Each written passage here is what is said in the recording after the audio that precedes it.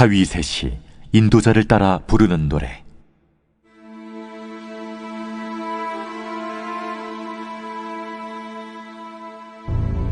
내가 찬양할 하나님이여, 잠잠하지 마옵소서. 그들이 악한 입과 거짓된 입을 열어 나를 치며 속이는 혀로 내게 말하며 또 미워하는 말로 나를 두르고 까닭없이 나를 공격하였음이니이다. 나는 사랑하나 그들은 도리어 나를 대적하니 나는 기도할 뿐이라. 그들이 악으로 나의 선을 갚으며 미워함으로 나의 사랑을 갚았사오니. 안녕하십니까. 12월 27일 금요일 말씀 묵상 시작하겠습니다. 시편 109편 1절에서부터 5절까지 말씀 함께 읽었습니다. 오늘 날마다 솟는 샘물이 좀 본문을 짧게 잡기도 하고 그러다 보니까 오늘은 본문 내용도 본문 내용이지만 시편이라는 것에 대해서 잠깐 이야기를 좀 드리도록 하겠습니다. 시편 109편 표제에는요, 다윗의 시, 인도자를 따라 부르는 노래 이런 말이 되어 있는데요. 이것은 다윗이 지은 것으로 전해지는 한 명의 인도자를 따라서 여러 사람이 함께 부르는 노래 이런 뜻입니다. 시편은 기본적으로 한 사람이 자기 마음속에 어떤 감흥이 가득 차가지고 그것을 종이에다가 적어 내려가는 그 사람의 감정을 표현한 어떠한 기록이라기보다는요, 함께 부르는 노랫 가사입니다. 신앙 공동체가 함께 노래할 것을 의도하고 쓰여진 노랫 가사예요. 아무래도 노랫 가사는 대중성을 가지죠. 그러다 보니까 비슷한 틀을 가지고 있는 노래가 여러 존재하기도 하고요. 후대의 연구자들이 보기에는 좀 그 내용이나 표현법이 흘러가는 흐름이 굉장히 좀 진부하다 그렇게 느껴지기도 합니다. 하지만 이 노래 가사 가운데 이런 진부함이 존재하는 이유는 공동체성을 표출하는 거거든요. 그 공동체가 가지는 공통의 정서가 있기 때문에 그런 진부함이 나타나는 겁니다.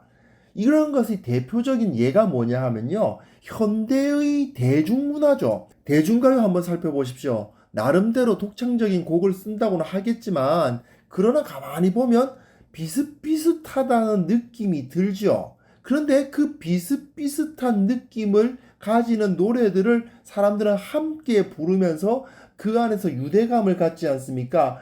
예를 들어서 트로트 곡 같은 걸 사실 들어보면 다 비슷비슷한 그런 느낌이 듭니다. 하지만 그것을 함께 부르면서 유대감을 갖는 용도로서는 그런 노래가 많이 쓰이고 있죠.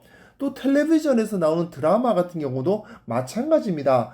나름대로 독창적인 내용의 드라마를 만들겠다고 하지만 지나치게 독창적이면 오히려 대중의 외면을 받습니다.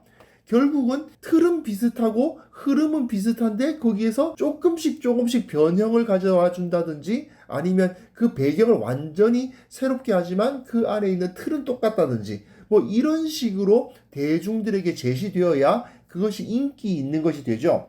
찬송가나 현대의 CCM 이런 것도 마찬가지입니다. 진부한 틀을 그대로 사용하는 곡이 오히려 예배나 함께 찬송하는 시간에 자주 선택되곤 합니다. 그 곡조가 너무 새롭다거나 또는 표현법이 너무 좀 독창적이다 이렇게 되면 오히려 사람들이 그것을 예배 시간에 함께 부르는 곡으로 선택하지 못하는 경우가 많죠. 시편이 바로 그런 겁니다. 이런 전형적이고 좀 진부하다는 느낌이 들 정도의 틀이 사용되고 있어요. 그러므로 인해서 그 대중성이 확보되는 거죠. 그리고 그 안에서 조금씩 변형이 이루어집니다.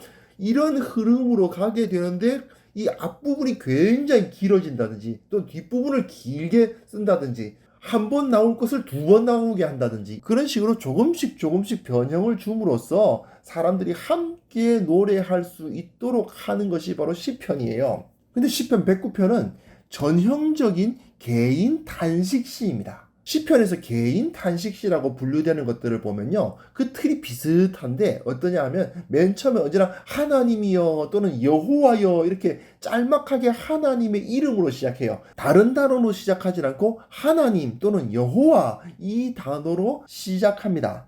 그리고 곧 이어서 자신이 이런 곤경을 당하고 있다는 탄식이 나와요. 그런데 갑자기 하나님에 대한 신뢰가 제시됩니다. 제가 이렇게 힘들지만 하나님께서 이차이차 해주셨기 때문에 하나님을 믿게 됐습니다가 아니고 그냥 믿는다고 합니다. 나 지금 이렇게 힘듭니다. 하지만 저는 하나님을 바라봅니다. 나 이렇게 고통스럽습니다. 하지만 주님께서 저를 도와주실 것이라고 믿습니다. 이런 식으로 갑자기 점프하는 듯한 전개가 이어집니다. 시편마다 조금씩 거기에 변형을 넣어서 하지만 하나님께서 이런 것을 주셨습니다. 이런 고백이 섞여지기도 하는데 기본적 틀은 갑자기 점프해서 하나님께 영광을 돌리고 하나님을 믿는다고 고백하는 거죠. 그 이후에 간구가 이어져요. 구해 주십시오. 평안케 해 주십시오. 낫게 해 주십시오. 등등의 이야기가 제시가 되고요. 그 다음에는 하나님을 찬양하면서 끝나거나 또는 하나님을 찬양하면서 제가 이렇게 하겠습니다. 제사를 드리겠습니다. 숫소를 주님께 바치겠습니다. 이런 서원을 하기도 하면서 그 찬양이 맞춰지는 것이 바로 개인 단식시의 전형적인 틀입니다. 이런 단식 중에서도요. 두 번째 탄식 또는 네 번째 간구의 본문 중에서 가끔 저주가 나오는 경우가 있습니다. 다른 이들의 공격 때문에 나의 대적들 때문에 고통스럽다라고 탄식하는 내용의 경우는 그 대적들을 저주하는 내용이 나오기도 해요. 근데 이 109편은 시편 150편 중에서 가장 길고 험한 저주를 담고 있는 시편입니다. 다른 시편에서도 대적을 저주하는 내용은 꽤 이곳저곳에서 나타나요. 하지만 109편만큼 길게 이 저주가 이어지고 있는 시편은 없습니다. 이게 가장 길어요. 우리가 말씀 묵상하다 보면 이런 저주하는 내용이 주어지면 좀 당황스러울 수가 있잖아요. 하지만 우리는 이 저주의 내용을 통해서 하나님 앞에서 나는 저들을 저주해도 괜찮을 정도의 의의를 가지고 있으며 하나님은 철저히 우리 편이다 하는 그 의식을 갖고 있는 시인을 만날 수가 있습니다. 그런데 오늘 본문은 사실은 저주가 아직 시작되지 않았어요. 오늘은 자기 자신에 대한 확신, 그 탄식만 이어지고 있습니다. 1절에서부터 5절까지만 다루었잖아요. 내가 찬양하는 하나님이여 이렇게 되어 있지만 내가가 첫 단어가 아니고 히브리어 본문에서는 하나님이여 내가 찬양하는 이런 식으로 되어 있어요. 그래서 하나님이여로 시작하는 전형적인 개인 탄식 시인데 그 이후에 나의 대적들이 악한 입과 거짓된 입으로 나를 공격하고 있다. 미워하는 말로 나를 두르고 까닭 없이 나를 공격한다. 즉 나를 비방하는 공격을 당하고 있다는 거죠. 그런데 나는 그들을 사랑했고 그들을 위해서 기도했을 뿐인데 저들은 악으로 나의 선을 갚고 있고 미워함으로 나의 사랑을 갚고 있다라고 주장하고 있는 본문입니다. 그런데 이 탄식에 해당되는 부분이 어디까지냐? 2절부터 시작되는 탄식이 20절까지 계속 이어지는 거예요. 특별히 6절부터 20절까지는 저주가 막 이어집니다. 그러다 보니까 아무래도 날마다 솟는 샘물 입장에서는 20절을 하루에 다루기도 그렇고 6절부터 20절까지 저주 본문만 내일 다루도록 편집을 해놓은 것 같습니다. 여하튼 여기서 이 시인은 나는 저들을 전혀 대적하지 않았다. 오히려 사랑했다. 그러나 저들이 말로 나를 공격하고 있다라고 노래하고 있어요. 그러면서 나는 기도할 뿐이다 라고 말하고 있는데요. 특히 우리가 본문을 잘못 읽을 수가 있는 게 이 부분은 탄식하는 부분이거든요. 탄식하는 부분에서는 교훈이 아닙니다. 교훈을 하는 거라면 너희가 어떤 공격을 당하더라도 그들을 위해서 계속 기도하도록 해라 하는 식으로 가르치는 내용이라고 생각할 수 있지만 나는 기도할 뿐이라 이 말은 나는 여기서 저들을 위해서 기도해야 되겠다가 아니고 나는 저들을 위해서 계속 기도만 해왔습니다 이거예요. 나는 저들에게 어떠한 잘못도 하지 않았습니다. 이런 표현이에요. 이거는 다윗이 사울을 피해서 도망했던 그 시절을 떠올리게 하는 부분이죠. 다윗은 사울에게 정말 잘못한 게 없거든요. 사울이 자기를 죽이려고 계속 쫓아오지만 도망 다닐 뿐. 다윗이 사울을 죽일 수 있는 기회가 2번이나 있었지만 그의 몸에 손을 대지 않았고 오히려 왕이시여 라고 말하면서 그를 높였고 내가 당신에게 무슨 잘못을 했습니까? 이렇게 말하면서 항변하는 그런 모습들을 보여줍니다. 이것이 바로 의인의 부르짖음인 거죠. 나는 잘못한 것이 없는데 나는 저들에게 사랑과 기도를 해줬을 뿐인데 나는 계속 비방을 당하고 있다라고 하는 그 탄식의 이유가 되는 거죠. 오늘 이 본문은 정말 그리스도의 고난이 반영되어 있는 노래예요. 예수님께서는 정말 아무런 잘못도 하지 않으셨음에도 불구하고 올바른 말씀 전한다는 이유 하나 때문에 공격당하시고 붙잡혀서 십자가를 지신 분 아니십니까? 우리는 예수님을 따르는 사람들이잖아요.